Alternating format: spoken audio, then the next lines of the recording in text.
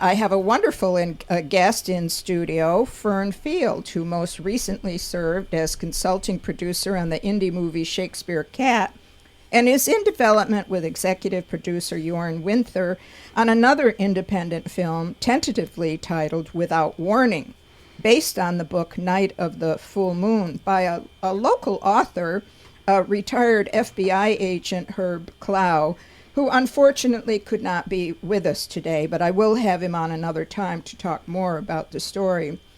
But Fern Field wrapped 8 seasons of the award-winning USA television series Monk. She began her producing and directing career in 1978. Prior to joining the USA Network as a VP of Science Sci-Fi Channel original programming, she was a freelance award-winning writer, producer, director in the movies, television, miniseries, sitcoms, adventure series. My gosh, it goes on and on and on. She's been nominated for or received most awards given in the entertainment industry, and in 1982 received the Distinguished Service Award from President Reagan for her work with the disabled. Not only that, she speaks 6 languages, my goodness, and she supervised productions in the U.S., Canada, New Zealand, Austria, Europe. She organizes seminars and conferences with CSUSB Palm Desert campus, where she's an artist in residence. And she's currently involved in creating a wonderful, wonderful facility in the area in partnership with College of the Desert. We're going to ask her to give us information on that, too. But I want to welcome you, Fern. My gosh, this is so amazing and impressive, your background. Do you ever sleep? Well, it's because I'm 110 years old. Well, this is really great, and we're going to have a conversation because there's really so much to talk about. But I'd like to just mention, if I may, give a little overview of the story, and then you add to that the book that Herb wrote. First of all, Herbert Clow joined the FBI in 1955, and he rose through the ranks and became special agent in charge of the LA division in 1978. And he did retire in 1980 to form Clow International, a security firm, but he was deeply involved with the 1979 kidnapping of local socialite Elaine Chaddock in Palm Springs, California. And that was a memorable life or death investigation that he directed as special agent in charge of the LA FBI office. So basically, the book is the story of that case, 4 terrifying days that involved the victim and, of course, her husband, as well as the entire law enforcement team. And my goodness, I'm surprised a movie hasn't been made out of this a long time ago. Leave it to you to go for it. Talk about it. How are you going to get this all together, and what's going on with it? Well, first of all, the project came to be by accident, as everything in my entire life has been, because Jorn Winther, who is eager to produce more projects here in the desert and who has launched so many careers, told me, he wanted to make a film in the desert, an independent film. And coincidentally, I was getting ready to go away for a weekend to San Francisco, and I'm a member of the Writers Circle at Sun City, as is Herb, and he handed me this book, which was not that big and not that heavy. It was a trade paperback, not a hardcover. I said, fine, Herb, I'll take it with me on the plane. And I started to read it on the plane, and I said to myself, my goodness, this would be perfect for what Jorn wants to do. So when I came back from the weekend, I said, here, you want to do a project to be shot in the desert? This takes place entirely in Palm Springs and in the mountains surrounding Palm Springs. So Jorn read it, liked it, and then the long process of development started. Well, he did mention it quite some time ago when he was on my show. This was several months ago, and he said, we're trying to get something going with this, and it was all up in the air. So talk about that process. Well, the process, they don't call it development hell for nothing. It takes forever because you'll think you have the financing lined up, and then one piece falls out, and you have to start from scratch. Jorn did get a draft from another local resident, Tom Racina, with whom we've all worked. Tom worked with Jorn on a number of soap operas, and I met Tom and Jorn on a soap opera being shot in Canada called Family Passions. Been waiting to get him on my show. Every time I see him, we talk about it, but he's always away He's somewhere. always on a plane. Tom never gets off the plane. That's right. I told him if we get our academy going, he's going to not travel anymore. That's for sure. What is your role? What is the role of a producer? I think people would like to know that. Well, it depends. On films, it's different. And Jorn is the executive producer on this film, which means he's putting it all together. He'll hire the staff. He has to raise the money. That's first He's and the foremost. money man. Yes. Most of my credits have been in television, where raising the money was just as important, but secondary, because normally you get a license fee from the broadcasting network. And in the old days, it was much easier because there were only 3 networks and then 4, and now there are 5,000. So it's very different. But usually you get a license fee, and the ancillary markets provide you with the dollars needed to cover the deficit, because normally the license fee represents about 2/3. Today it's probably a different percentage, but years ago it used to be 2/3 of the budget, and 1/3 came from selling the rights to foreign broadcasters.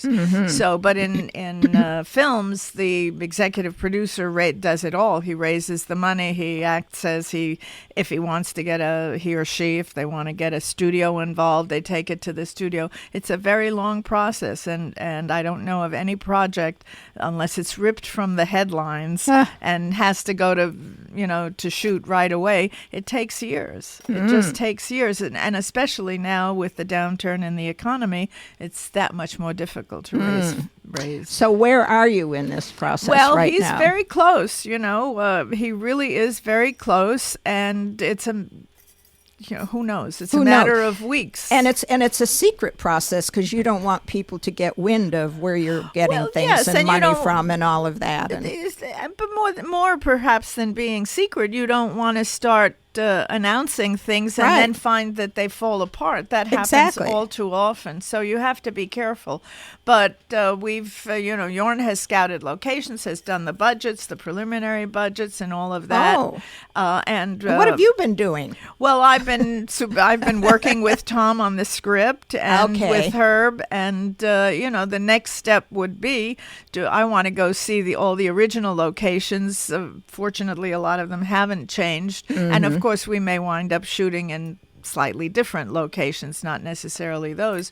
But the good thing is that most of it exists here, and with a little bit of CGI and whatever, we can recreate the Palm Springs of 1979. That's so exciting. Yeah, it really is. And what's also interesting, because the characters are interesting, first of all, Elaine and her husband were pillars of society in Talk Palm about Springs. that. Can you talk about that a little bit? Well, I don't know that much about it, other that they were very, she was served on many, many boards of charities, and he was a very successful businessman. I believe he had an office in Chicago. And that was 89? 79. 79, So sorry. I remember it because that's the year I got married. So it was 79. And the interesting thing about the bad guy is that he did all this research because he was targeting. He knew what he wanted to do, and he did research at the library to find out, where the richest people lived, how they lived, what kind of security. It says one of the reasons that he picked the Chaddocks was their home wasn't surrounded by a wall. Oh. So do you know what part of Palm Springs that is? I imagine it was one of the older Las Palmas. I don't know if something. it was. Yeah. Mm-hmm. Well, that's quite a story, and we don't want to give too much of it away. Of course, the book is available for people to read, Night of the Full Moon, but you've changed the title. We've changed it because Night of the Full Moon, one of the things you try to get in a title, especially these days when there are so many projects out there, is you want to either have it be a grabber or tell a little bit about what it's. So we felt that, and it's a working title. Who knows what'll happen between now and the time the film airs? But we all decided that Without Warning conveyed. I like that. Yeah, what happened, and it truly was without warning, and it was just unbelievable that he was able to pull off the kidnapping so quickly and so smoothly. Wow.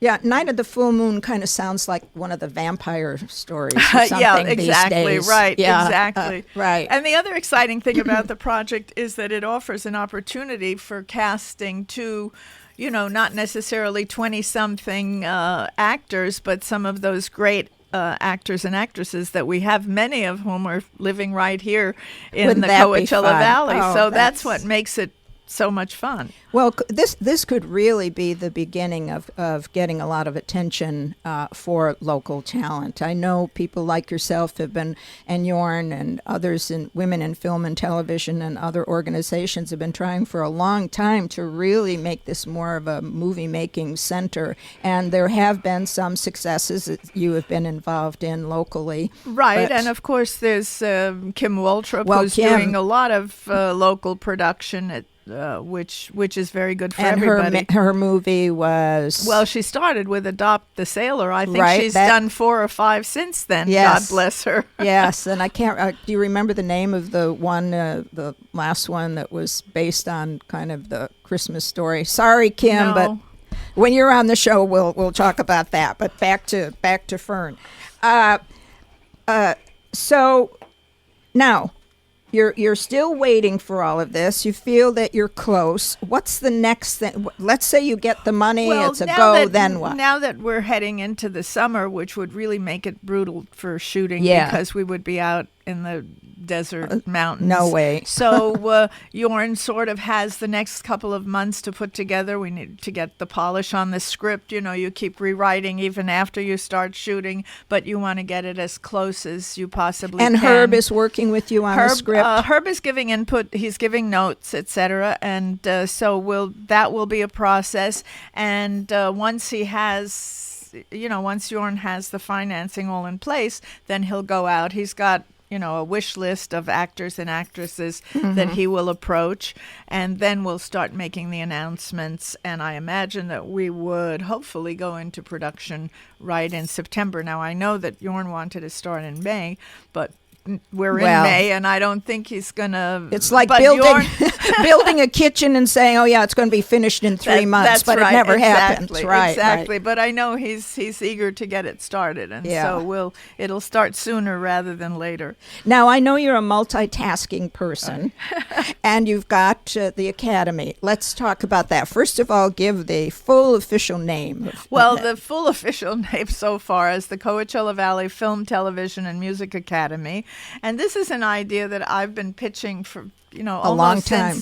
almost since I got here, because I believe that this is a perfect place to teach, to have a premier film, television, and music academy. The facilities are here. The human resources are here. So many people from the entertainment industry either live here or have second homes here. And Right. we're only, we're 20 minutes from the Palm Springs International Film Festival. I know, it all makes and such 2 sense. hours from Hollywood, and this would really revitalize the Coachella Valley during a time. We have the music festival, we've got the film festival, the country music festival. This would be almost a year-round project, and I believe that we can attract students from all over the world as well as all over the country. First of all, we'll be somewhat less expensive than the premier schools like USC, UCLA, and we afford the students an environment that's much less stressful.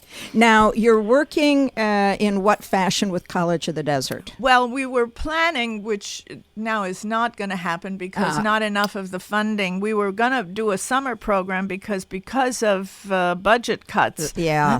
They had a lot of facilities available during the summer. The fundraising efforts for our academy are being coordinated by Carol Kretschmann of the Peacemaker Corporation, and she's being assisted by Arlen Rudolph and Alan Solomon, and they're raising funds for the academy.